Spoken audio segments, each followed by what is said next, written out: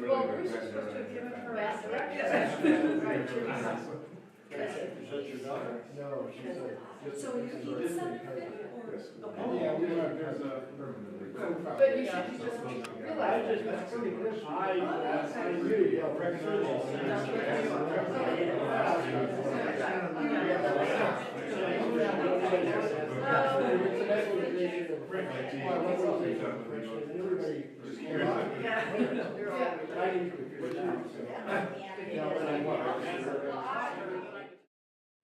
Well, welcome everyone. I'm just going to stay seated to mark the informality that we hope to have. Thank you so much for coming today.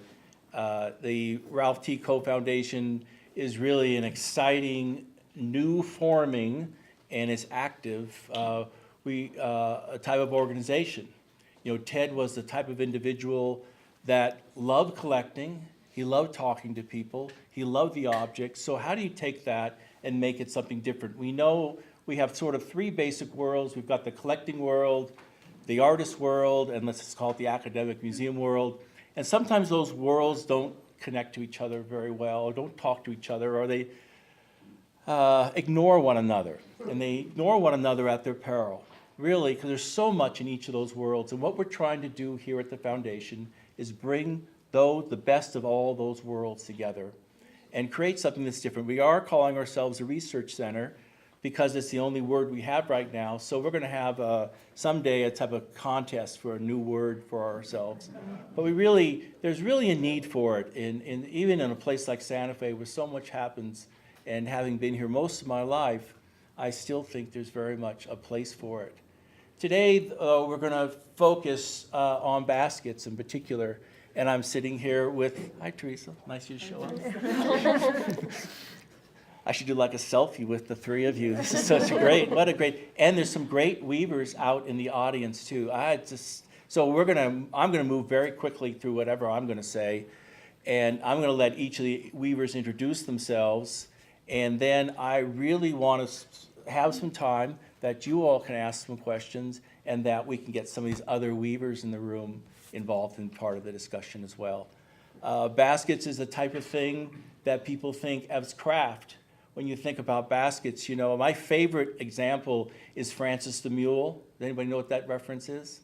So with Donald O'Connor, there were these movies, and it was a talking mule, and only talked to Donald O'Connor, and so they thought he was crazy.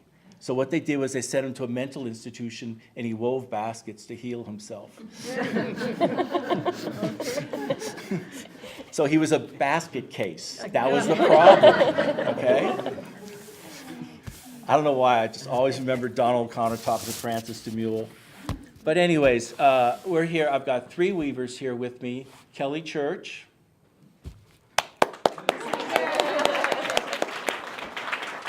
Ronnie-Leigh Goeman. And Theresa Secord. These are three marvelously accomplished individuals who have done so much. And there is a brief statement on the wall from each of them, but I'm really going to ask each of you just to say a few words about yourself, introduce yourself a little bit from where you're from, about your basket weaving, and we're going to start on this end because you're here. And we'll give Theresa a few moments to catch her breath. All right. My name is Kelly Church. I'm from the Grand Traverse Band of Ottawa and Chippewa Indians in Michigan. I'm a black ash basket weaver. My family has done baskets for hundreds of years, so we just say I come from an unbroken line. And I have a huge basket weaving family. We are the largest basket weaving family in Michigan. So when you have a large family who weaves, you tend to try and think outside the box to be individual. So I do a lot of contemporary baskets with traditional materials, as well as continue with the traditional utilitarian work that we have all done. One of my most important jobs these days is to educate people about the emerald ash borer, which is affecting our basket resource. So I like to say that I'm also a basket weaver plus an activist. Thank you. Hi, I'm Ronnie-Leigh Goeman from Onondaga Nation. First of all, I'd like to thank everyone for inviting me because I'd like to say that it represents to be selected to represent the Haudenosaunee people or Iroquois people. And I've been doing baskets since I was a young girl. And it kind of evolved. I started doing baskets and I went to college, and my husband's a sculptor. So one day, maybe about 20 years ago, we got together and we put our baskets together. And it was real important because not only do I have a passion for the baskets, but I also have a passion for preserving who we are as Haudenosaunee, in any way we can do that to preserve our stories so they're passed on and not forgotten. So what I do is, what Stonehorse and I do, is we incorporate the stories of who we are presently and who we are in the past, so it continues. And this particular one, it's Sky Woman, and it's the Iroquois creation story. So she's falling and the birds are catching her in flight. Thank you. Thank you, Bruce, for inviting me. I'm Theresa Secord, a member of the Penobscot Indian Nation in Maine, and I have been weaving baskets for about 26 years. I went to work for my tribe as the geologist in the early 1980s after the Penobscots and Passamaquoddies claimed 2/3 of the state of Maine. We settled out of court, and the tribes called up all the professionals that were working at the time. So I was finishing up a master's degree at the University of Wisconsin in geology, and went back to manage that program. And I really became distracted early on by the basket weavers, who were few and elderly. And so actually shifted my whole career into basketry. I also have many weavers, many generations in my family, and the thing I'm most proud of in my work really is that in May I retired as the founding director of the Maine Indian Basket Makers Alliance, and that's a group that 20 years ago we set out to save the endangered art in Maine. There were just about 55 founding members of the Maine Indian Basket Makers Alliance from the Passamaquoddy, Penobscot, Micmac, and Maliseet tribes, and the average age at the time was 63. And 20 years later, there's about 200 weavers, and their average age is 40. And so I just walked in with one who actually, Jeremy Frey is Passamaquoddy, and at the age of 32, he won the top prize here, the Best of Show in the Santa Fe Indian Market. So that was kind of the pinnacle of, the results of 20 years of hard work of the whole Maine Indian Basket Makers Alliance. So anyway, I had an excuse for being late. Eva sitting on the other end of the table. Thank you very much. Eva sitting on the other end of the table. The exhibit idea was originally hers. It was called Plain and Fancy. It was at the Fenimore Art Museum in Cooperstown, New York. I was just wondering if you'd say a few words about the exhibition, and while you're talking about the exhibition, think about the first question you're going to ask these three weavers. At the same time? Yeah, we wanted to do an exhibit with a collaboration with the Coe Foundation. And since Ralph had such a wonderful collection of ash-flint basketry, this was the idea to combine what we had in the Coe collection, borrow from the Coe Foundation, and also be able to address the emerald ash borer, actually, some environmental concerns or acute concerns for our programs at the museum. We had also just developed an outdoor site at our museum, and this whole idea to be able to get artists in. Ronnie-Leigh was there as an artist in residence for a weekend, working on ash-flint basketry the year before. So we really tried to focus on both contemporary Haudenosaunee art and highlight. And we have other people who are artists in residence in attendance, I see. So that's what that was part of, really to tie in and do a collaboration between the organizations as well. First question. Wow. Oh, you must have a question. Oh, I have so many. See, just choose one then. Yes. Let me see, who should I ask? What should I ask? You really put me on the spot there. I'm sorry. I will have many, many questions in a second. I'll give you the first question, and then let me just collect myself. Give me back the floor. So we've heard a little bit from each of you about how baskets may or may not have been endangered, and I think that most people in the audience who are familiar with Native arts know that basket making had fallen off in sheer numbers of people as compared to maybe 100 years ago, let alone 200 and so forth. But it seems to be rising, seems to be a rising tide now, every place you look across the country. And I'm wondering what it's really like, if you could tell us just a little bit what it's like to be a basket maker in 2014. We'll start in the middle this time with Ronnie-Leigh. You're giving me time to think. Well, for me, I feel like it's important because baskets, as you know, they've started as utilitarian. Baskets in our communities are very important. When we get married, we exchange baskets. When we wash corn, for all our main food, we use a corn washing basket. I saw one upstairs or over here. It's a corn washing basket. When we go to certain ceremonies, we use baskets. So baskets are a very important part of our culture.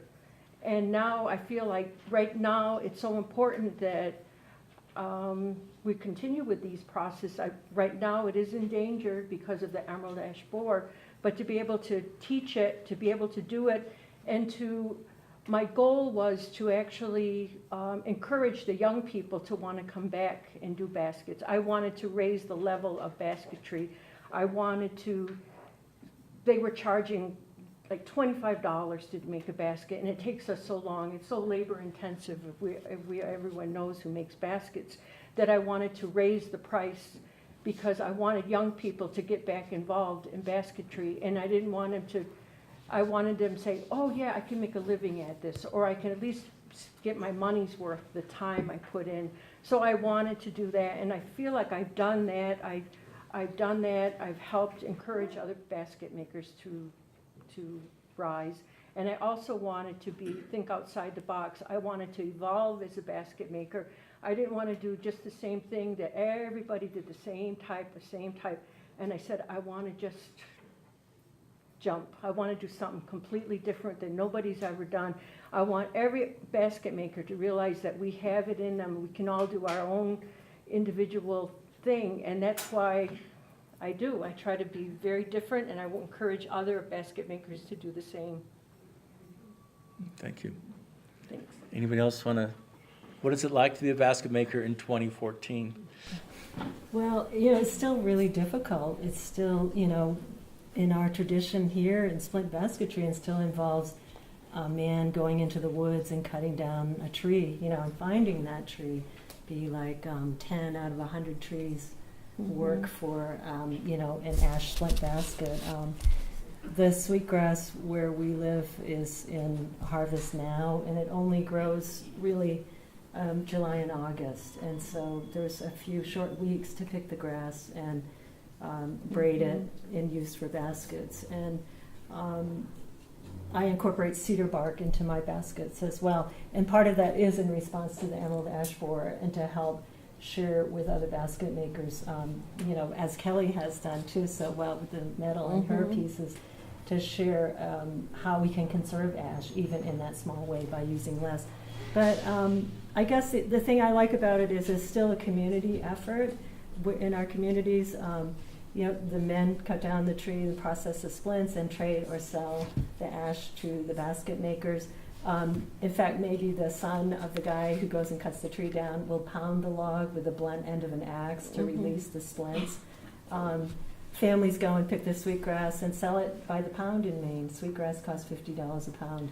And this is a very old cottage, kind of community industry. So there are many people involved in the community aspect, and there are still elder ladies in the Passamaquoddy and Penobscot tribe who braid sweetgrass by the yard and will sell them in 100-yard bundles to the weavers, although I have to braid my own now. I don't have that connection anymore.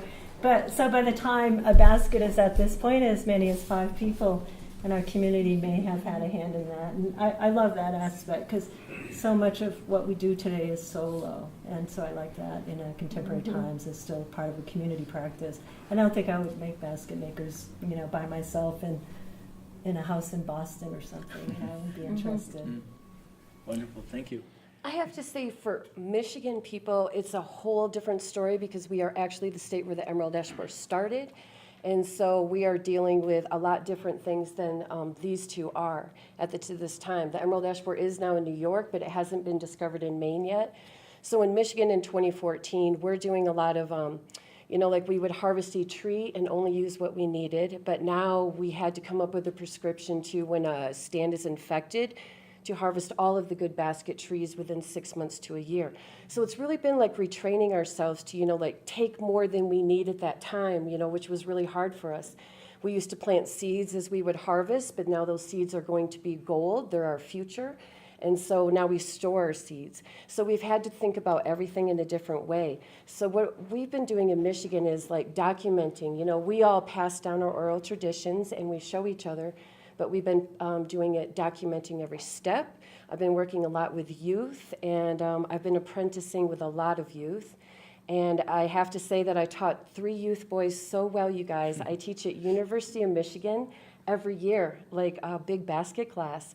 And last year I didn't get a call, so I Googled it to see if they did it. They did. My boys taught it. And I was like, so when I teach myself out of a job, I'm really happy. I really am, because I did my job. And so we have a lot of youth back home that can do everything because we know we're going to lose things to the emerald ash borer.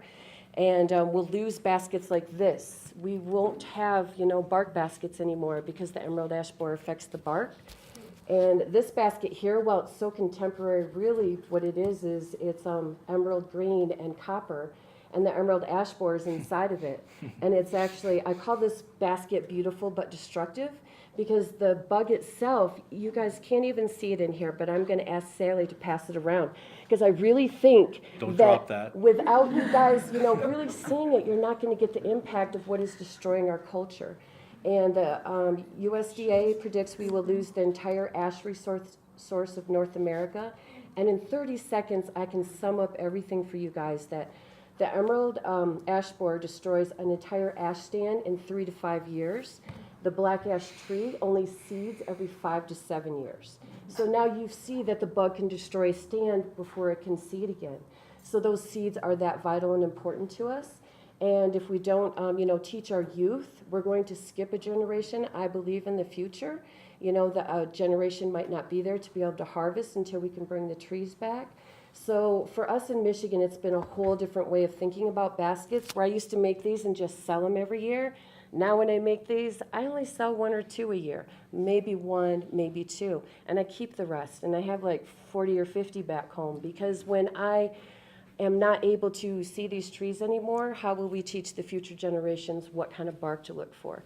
So now these become teaching tools. And so that's what we have to look at all black ash basket as. They're teaching tools to tell a story of our people, but it's also carrying on a tradition, and then it is a sustaining traditions. And then also, we have to recognize the things that we will lose. We won't be able to carve our cradle boards traditionally anymore. We'll lose our bark baskets first and foremost, and then eventually we won't have the ash splint, in the future. So I think talks like this, and thank you for holding this, are so important, just to get the word out and for all of us to have our shared stories. And so while I have it the scariest the most in Michigan, people like Maine have it not the best, it's going to happen to them, but they're like way more aware of the things they need to do and going to be way more prepared for it than we were in Michigan. And I can tell you guys, I used to be able to go 10 minutes down the road to harvest, maybe 15. Now I have to drive sometimes over the bridge just to get a good tree.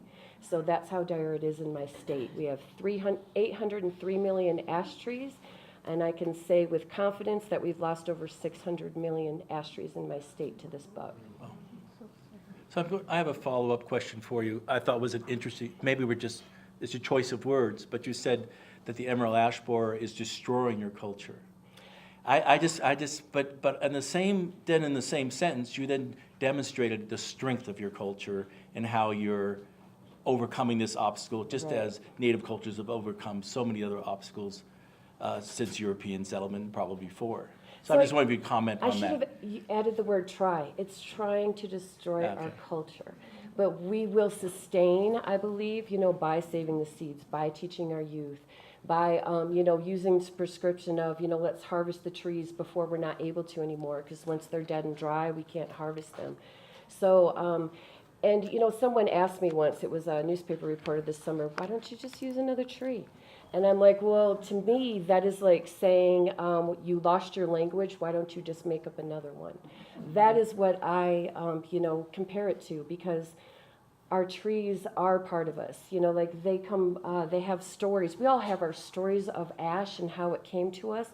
And we all have our sacred baskets. We all have our ceremonies with our baskets. We have our families, and it does bring us together. So there is no replacement for ash. And I think that, you know, that's something that we will all, I think we're going to bring it back. I'm always this optimist, you guys. You know, like they say it's going to kill the entire ash resource.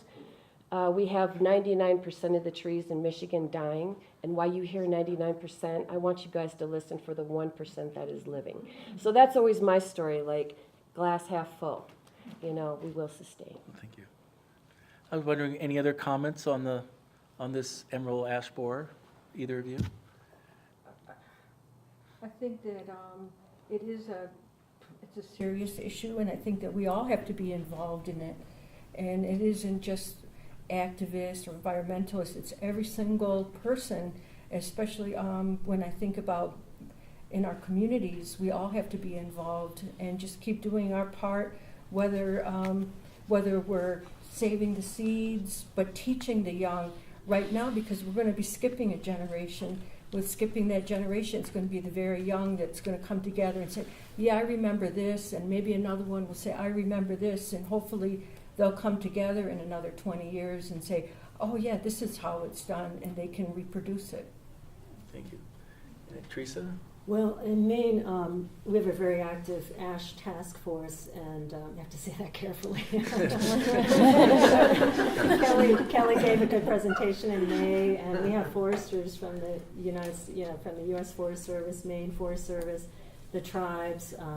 The tribes are one of the larger landowners in Maine. Obviously, we didn't get 2/3 of the state, but together we own over 300,000 acres, and it's one of the most forested. It is the most forested state as a percentage of land east of the Mississippi.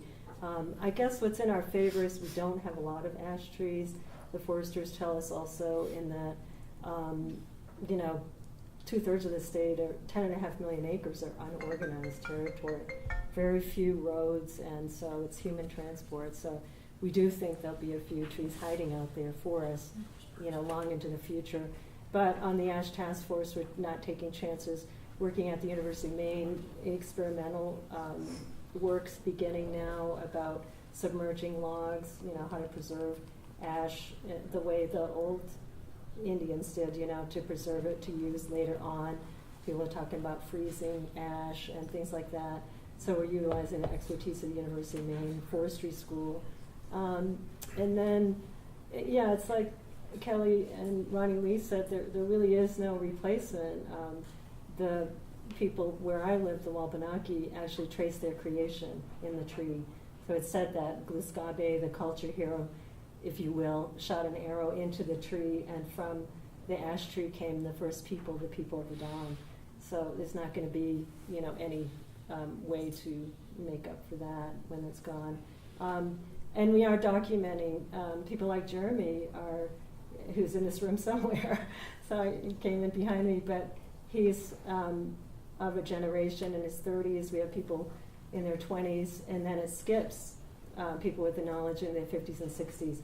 So we have foresters following them around in the woods, asking them questions, looking at ideal habitat to try to capture that information to leave behind for future generations, so that Jeremy's children or maybe grandchildren will be able to access that. And we're video documenting that. Some of that is already archived at the National Museum of American Indian. And just trying to do a multi-pronged approach. So one of the things about Native arts in particular that is, I think, one of the most astounding and wonderful things about Native arts is that although everyone's living today, these are three women who are very much part of their times. They all got on a plane to get here. They didn't walk or do whatever. They're thoroughly modern in every way. And they're also in their baskets, not so much this one, but the other ones, you're weaving new materials. And your perspective of being people today. But at the same time, if you had a reincarnated person from 100 or 200 years ago, they could immediately look at your basket and know where that basket's from, identify it as part of your community. So I'm just wondering what it's like to be someone who is bound by tradition in some ways, like we've been talking about with the ash trees, but at the same time, someone who's always looking forward and looking upward towards making more and more of tradition by incorporating other new ideas constantly. And so I'm just wondering if you had any thoughts about those kind of the tension of being an artist today. Any of you? I think for us in Michigan, we really, we have to think ahead. We have to think farther than we ever have, and we've had to change our ways, already. So little by little, we've changed a lot of things that we wouldn't have done probably in the past. And I think that just the things that we're going to be doing today, we're, carrying it on, we're introducing new ways to tell our stories, and like Theresa said, introducing new materials into the work to conserve the ash. But I think that for our generations, I think that whether with or without the Emerald Ash Board, that this would take place, the innovative style, because we are contemporary Native people, we are evolved, and we do evolve. And so just for an example, me and my daughter, we entered a master traditional apprenticeship once, and we sent them our baskets, and then they wrote us back letters from all of the people who reviewed us, and one was, "Your daughter's already a master; she doesn't need you." So we didn't get it for that big reason. But then the other reasons was the other two people out of the three, there was two non-Native people and one Native, and they said, "These are contemporary baskets; they're not traditional. This isn't traditional." And so the Native man there said, "This is traditional. Are we always stuck in 1 year in the past? Do we always need to make baskets from 100 years ago the exact same way? Should we never, evolve as people?" And so he pointed out to them that these are baskets of today that are traditional to our people now. So, it just depends on 100 years from now. These may look more traditional to people than the ones in the past. You know what I mean? So it's like we give ourselves permission to evolve and to be, basket weavers in today's world. I agree. We evolve, and as Bruce was saying, I remember when I first started coming on doing the collaboration many, many years ago, I fought almost with a lot of these art shows saying, "Nope, they're not traditional baskets. We don't know what to call them," because I started out with sculpted stands, and I said, "No, I want to tell a story. I really want the story being told." So I fought many years because they would say, or judges would come and say, "What is moose hair or porcupine quill? Or what does that have to do with baskets?" And I said, actually, they are traditional. We're reclaiming a lost art form. And so they are traditional. It's just that we evolve we put our own individuality into it. And that's what we hope to do. Every artist has to evolve. Every people has to evolve. And that's what I hope my work reflects, is that how we evolve and still retain or who we are, our sense of Haudenosaunee or Native people. Well, I do like the classic forms. If my great-grandmother were here today, she wouldn't be surprised by the form or shape of this basket, except for the cedar bark incorporation. I wove this on the same wooden form that she used that was handed down to me from the 1800s. And you see this style basket in my tribe going back as far as, 200 years, around 1820. And I'm proud of that. I know a lot of people say, "What style basket maker are you?" And I guess I just think I'm a good one. I remember when we started with the Basket Makers Alliance, a lot of the basket makers were like, "Oh my God, what? I'm an artist now?" And so I know a lot of us don't like these labels, but I do see the next generation, the weavers in Maine in their 20s and 30s, and they're taking it to all kinds of amazing places. Hence, Germany's Best of Show win in 2011, and I like to think like I'm a person who helped, kind of revive and bring forward the older classical forms so that then they could take it further. And so I think, we are just the style basket maker that we want to be. And then we're always contemporary too. The basket makers in our tribes were weaving things that look like ears of corn in the 1800s as well, and as do we today. So, but I'm not someone who is like taking it to wild places and things. But you are with the cedar. Yeah. Yeah, and it's just, it's just the style I like to make. It's, classic, and I do use the old wooden forms too, so my style's very much. But I will say my great-grandmother would be astounded at the prices. Because even, again, going back to our work in Maine, 20 years ago, the baskets were selling for around $30 to $300 around the 10-year mark to $3,000 for a comparable piece today. And that had to happen, or you couldn't have the next generation weaving. So we spent a lot of time on marketing and whatever you want to call it, contemporary or traditional. It's respected now, which is great.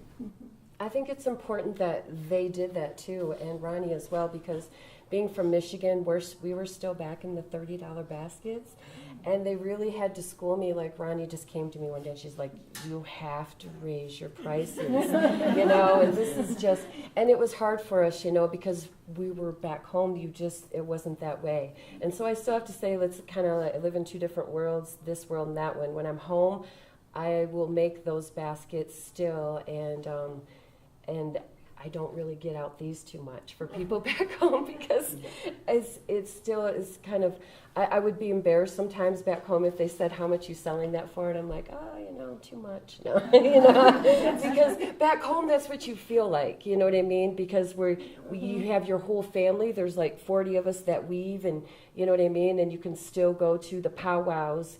And that's the kind of, style of basket I'm talking about. Go to the powwows, and get a basket for $100 or $200, where then as as it evolves into something more creative and more, technical, then the prices do rise. But we still have a lot of utilitarian baskets back home. But I do have to say the work that Theresa put into, raising the prices, and Ronnie as well, has really helped all of us in the Northeast. Great. So how many of you own one of their baskets, or purchased one of their baskets? Just a few people. So on Saturday morning, there'll be a good chance. But part of the Coe Foundation is about the coming together of people.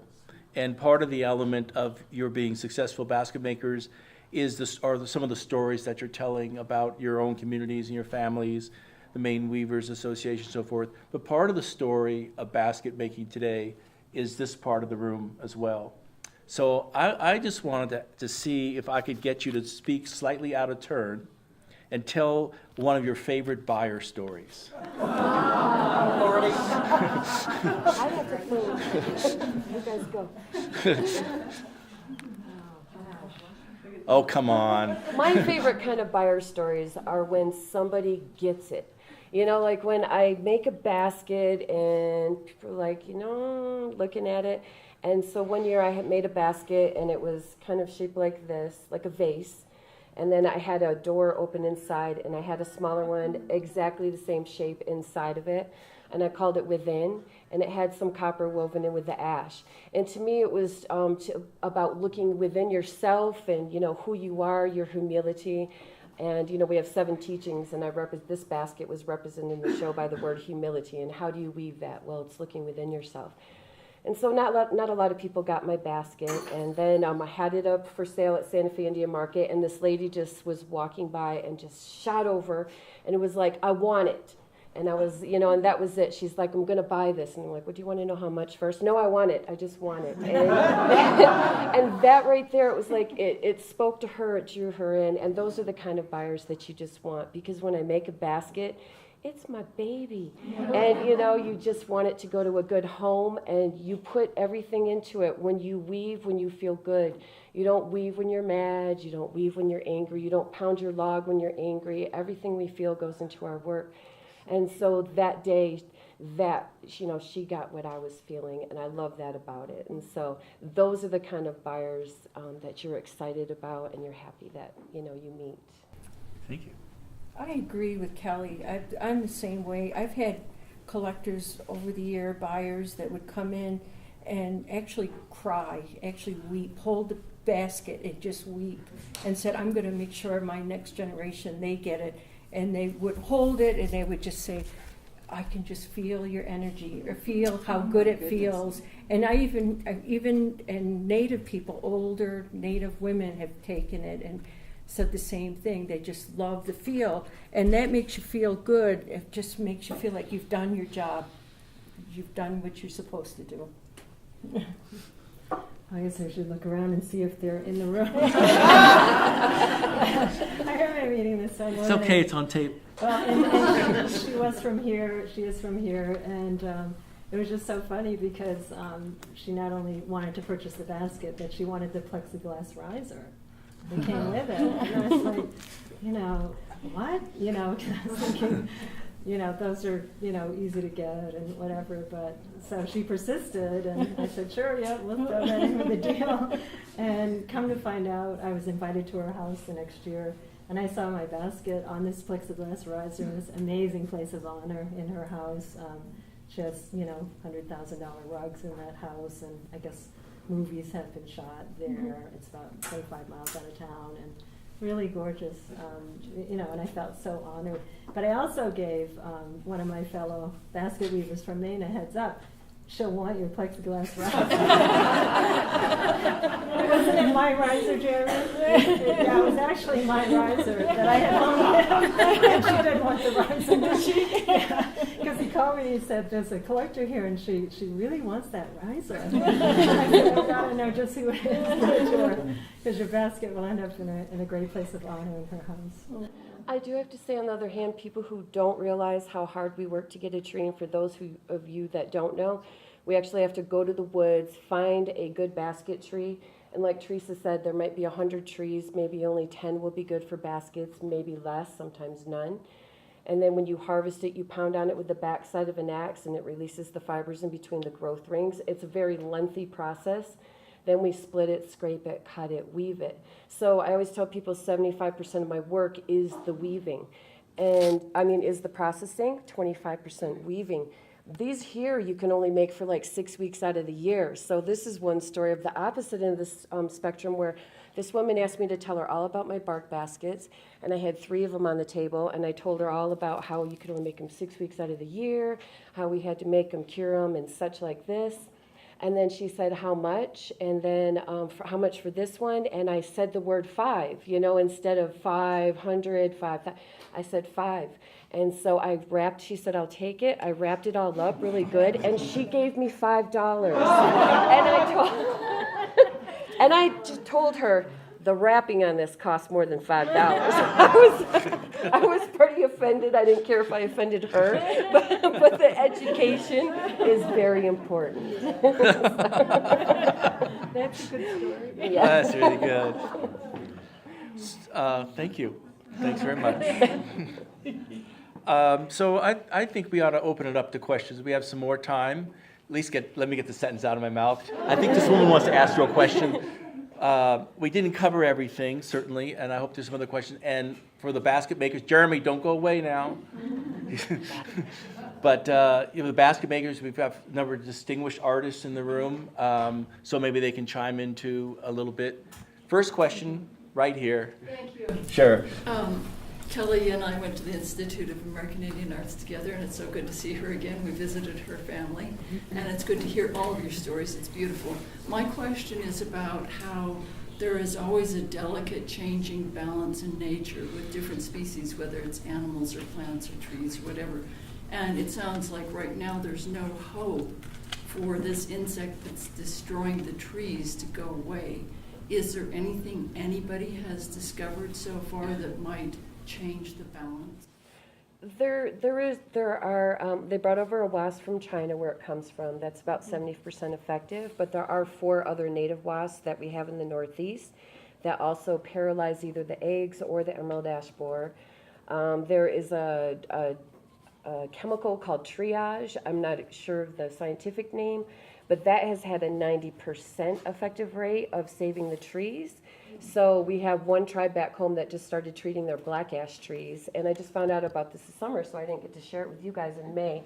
But that they're treating their trees, they started last year. It's having a good effect on that.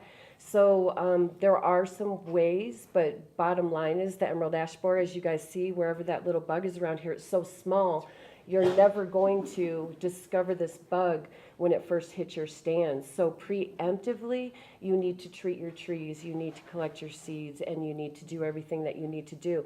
And, you know, putting the wasp into the forest, now I'm not too keen about the one from China, but the ones that are native that we've discovered on our own are, you know, very effective. And then also woodpeckers. I mean, woodpeckers love the emerald ash borer, you guys. We have woodpeckers in Michigan, but I have never seen so many. I actually saw one of the big ones, pileated. You guys might, yeah, a big one. And so it's amazing, and it's just adorable sometimes. Like you'll drive by and you'll see them pecking, and then they'll go around the other side of the tree so you can't see them. And they're beautiful, but then you know that your tree's infected. So, you know, there is that balance there. And I do think that we do need to, you know, these trees, the black ash trees are food for our white-tailed deer. They give us shade, they do all kinds of things. So we really need to, you know, they're not just about baskets, although we all like to believe so. You know, there's other uses for them. So I think all in all, you know, ash trees are important to all of us, and that we need to bring back all of the ash trees, and especially the black ash. Mm-hmm. Any questions? Any other? Oh, come on now. Yes.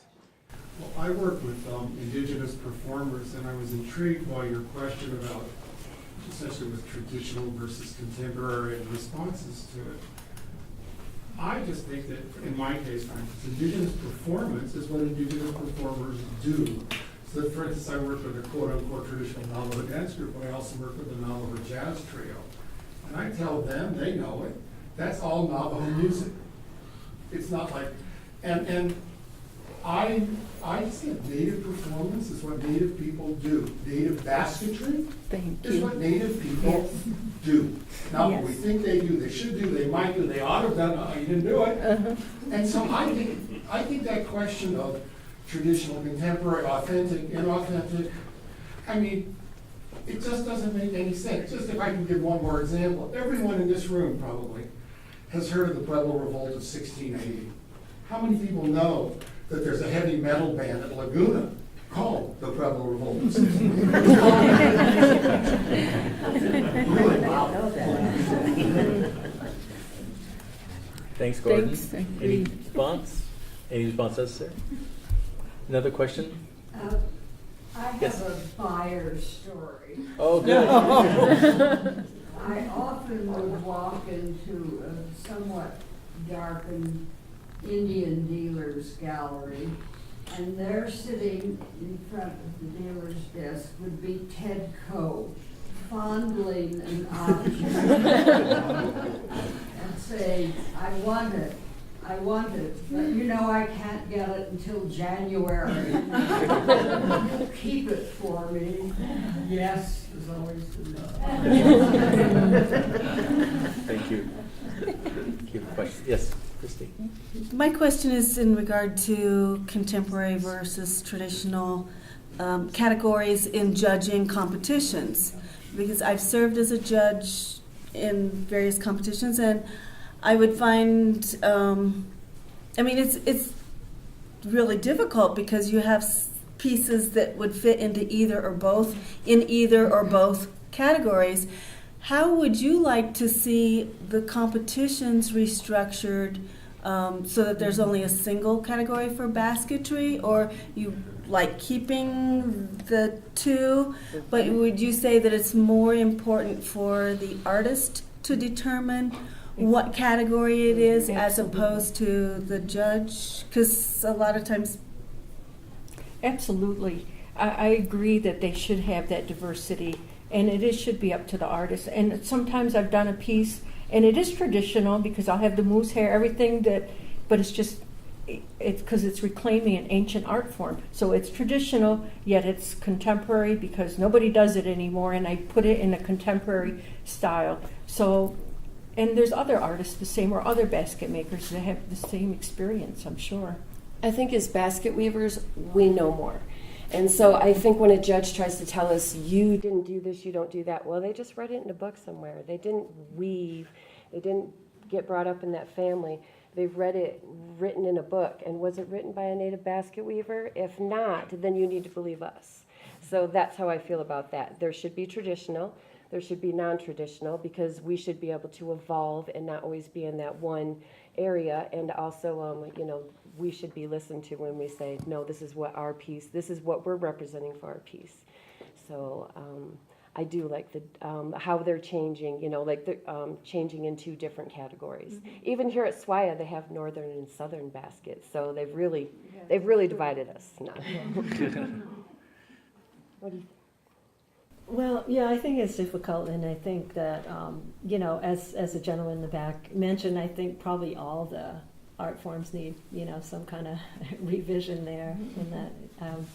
But there is no one answer to that, and I like particularly when, the different techniques are broken down, like twine versus plaited versus coiled. I mean, that gets you into, the real technical weaving styles. And I do think it's important, especially what Kelly was saying also, is that separating out by region.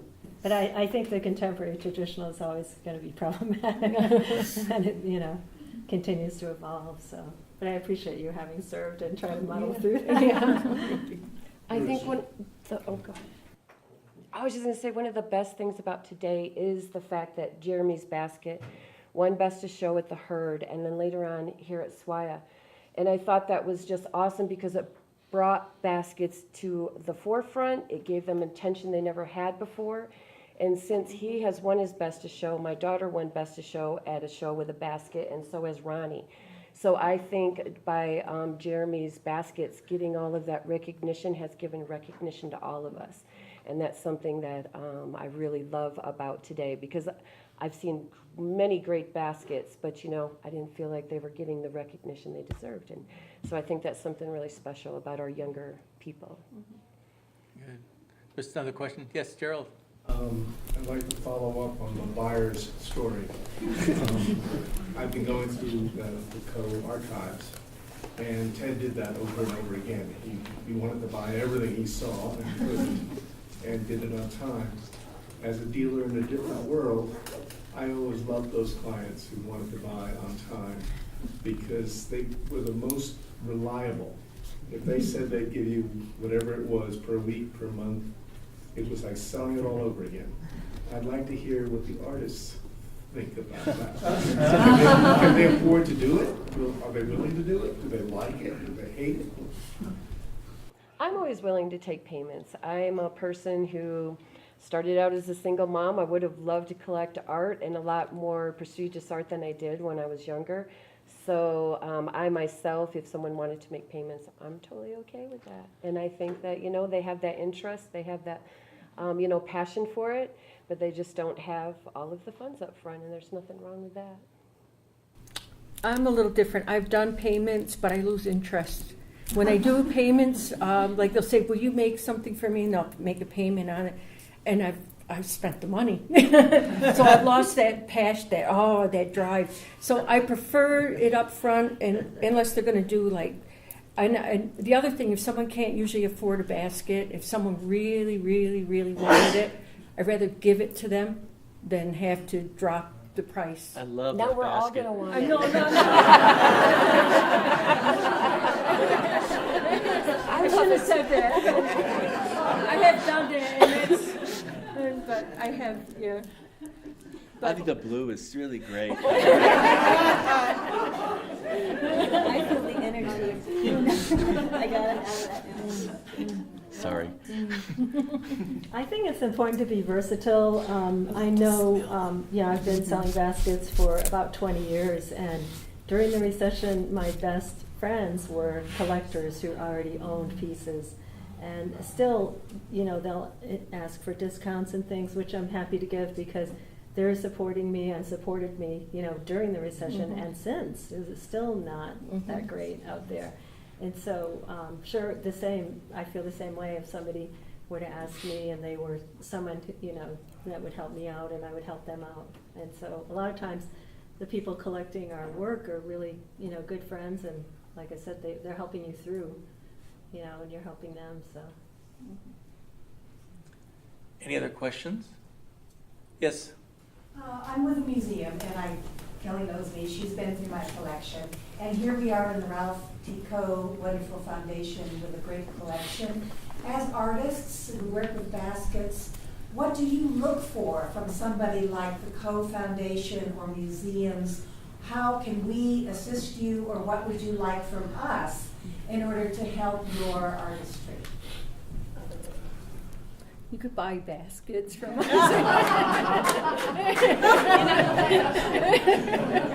As we laugh at that is in all seriousness the answer. I mean, we are losing these black ash baskets. And, I can hoard them all for my next generation and all of my, daughters, my grandkids soon to come. Not soon. I want them soon, but, whenever they happen. But that is true, because when I do go through some basket collections, I look at them and I think they're lacking. And I think that some, collections don't have an abundance of Northeast like this collection here does. And then sometimes you see a lot from the Northeast, and I don't feel like they have enough from Michigan. I always think Michigan kind of got overlooked in this traveling around the world, because you have to remember we're a peninsula. And when you came to visit us, if you were going up this way, you had to continue through our state, or you just bypassed us and kind of went on to the others. So, I think it was hit or miss with our basket collections. But in light of the Emerald Ash Borer, I would like to see lots of museums concentrating and focusing their buying on traditional, non-traditional, just plain and simple, black ash baskets or brown ash baskets, whatever you want to call them, because I'm serious, you guys, in 10 years, it might be too late. 20 years, it's going to be too late. 30 years, for sure, they're not going to be there.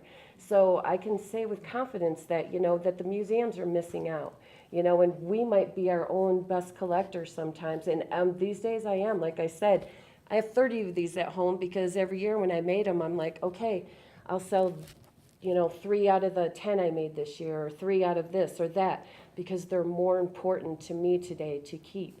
And I think that any institution these days should be aware of the, gravity of the situation. And unless you've been in Michigan and experiencing what I have, you'll never feel the gravity of that situation.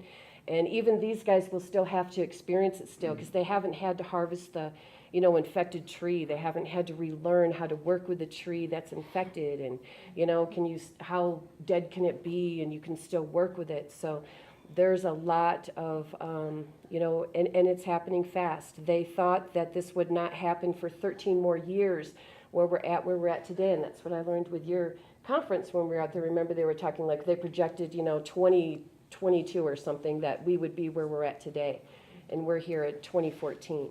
So the Emerald Ash Borer is working much quicker than we thought it would, and so that's what I would say to all museums, is to expand your black ash collection while you can, and while you can afford it. I mean, this year they're this much, next year, 10 years from now they're going to be even more.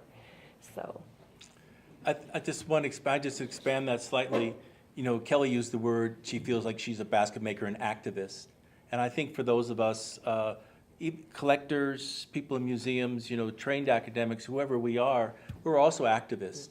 That if you think about the greater American art forms that are in existence, and how relative few people know about native art forms, and then that this particular art form is diminishing, we should all be activists then for making sure that people know the story, as well as that we're filling museums with new pieces.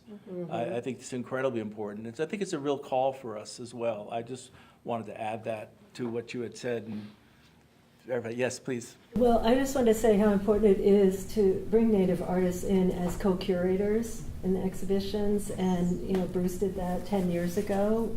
I was fortunate enough to be on that crew for the National Museum of the American Indian. And that exhibition was entitled The Language of Native American Basketry from the Weaver's View. So there were 5 of us from all over, or 6, Native North America, co-curating that exhibition at NMAI, and that was really probably the first major national exhibition of basketry that had that many Native artist co-curators.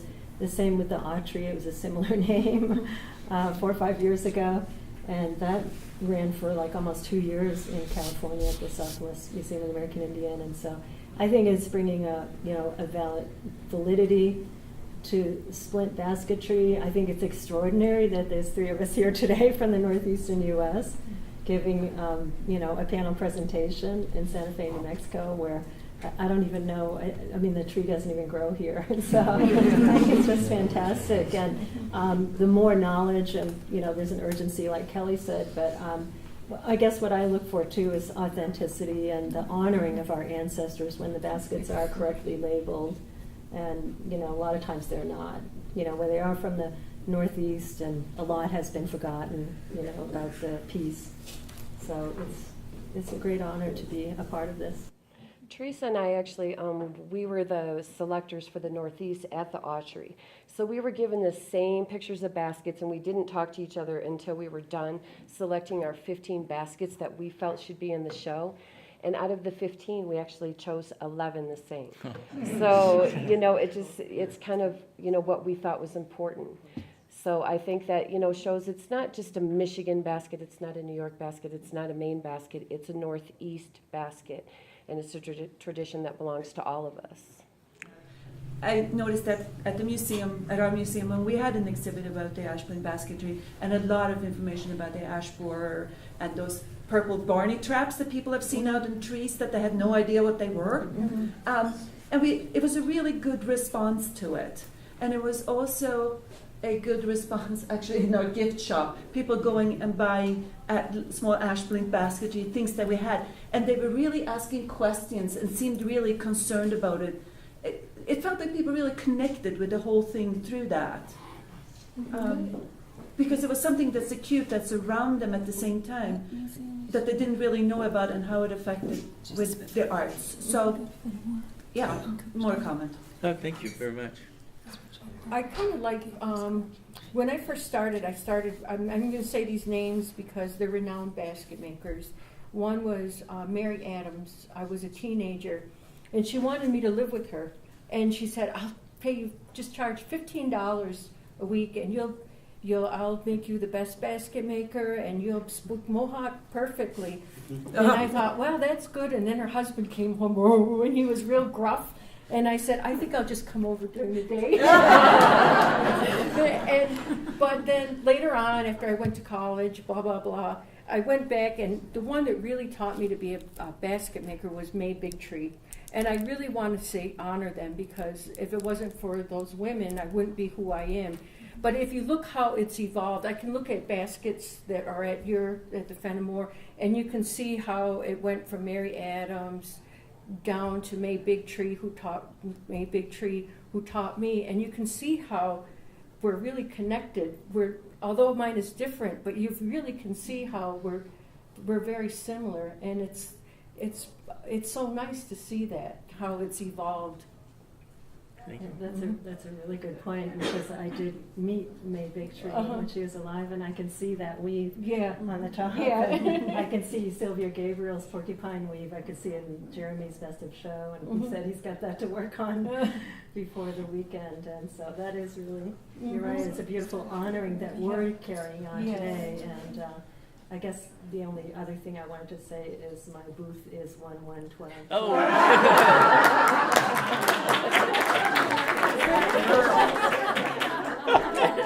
All right.